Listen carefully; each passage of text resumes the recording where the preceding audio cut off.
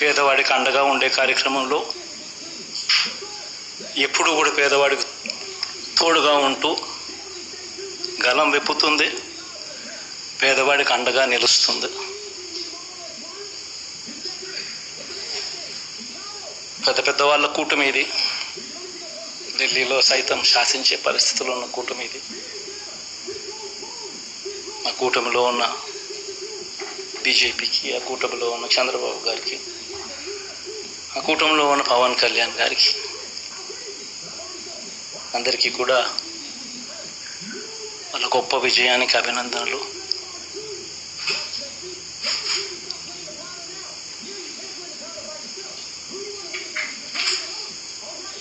ఓడిపోయినా కూడా నా ప్రతి కష్టంలో కూడా